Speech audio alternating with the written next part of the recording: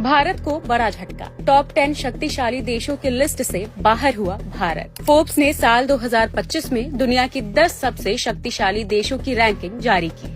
इस रैंकिंग में भारत को टॉप 10 शक्तिशाली देशों की लिस्ट से बाहर कर दिया गया है। चिंताजनक बात यह है कि इस लिस्ट में रूस, चीन, अमेरिका, जापान, जर्मनी और सऊदी अरब ने अपनी पोजीशन बरकरार रखी है, जबकि भारत को 10 शक्तिशाली देशों की लिस्ट से बाहर कर दिया गया है। विशेषज्ञों का मानना है कि मोदी सरकार ने भारत को आर्थिक, सैनिक और राजनीतिक तौर पर बहुत कमजोर कर दिया है, जिसके कारण भारत को टॉप 10 शक्तिशाली देशों की रैंकिंग से बाहर कर दिया गया। इतना ही नहीं, भारतीय रुपये की कमजोरी के कारण भी अंतर्राष्ट्रीय मंच पर भारत की प्रतिष्ठा दांव पर लगी है। भारतीय रुपया टॉप 20 करेंसी के रैंकिंग से बाहर हो चुका है। रुपया डॉलर के मुकाबले हर दिन गिरता जा रहा है और वो दिन दूर नहीं जब रुपया $1 के मुकाबले 100 पर पहुंच जाएगा। मोदी ने कहा था, जब किसी देश की करेंसी गिरती है तो उस देश की प्रतिष्ठा भी गिर जाती है। जरा मोदी के इस बयान को सुनिए। ये ऐसे नहीं होता मित्रों, मैं शासन में बैठा हूँ, मुझे मालूम है इस प्रकार से रुपया इतनी तेजी से गिर नहीं सकता।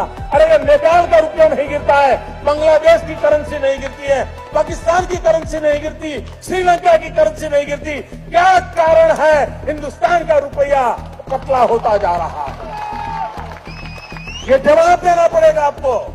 देश आपसे जवाब मांग रहा है। सुन लिया आपने, रुपए के साथ देश का शेयर बाजार भी लगातार गिरता जा रहा है। हर दिन निवेशकों के लाखों करोड़ रुपए डूब रहे हैं। ऐसा लगता है कि देश के अंदर कोई भी चीज मोदी सरकार के कंट्रोल में नहीं है। शिक्षा व्यवस्था चौपट हो चुकी है। देश में बेरोजगारों की फौज तैयार है। गरीबी और भुखमरी में भारत टॉप पर पहुंच चुका है। स्वास्थ्य व्यवस्था तबाह होती जा रही है। कुपोषण का कहर बढ़ता जा रहा है।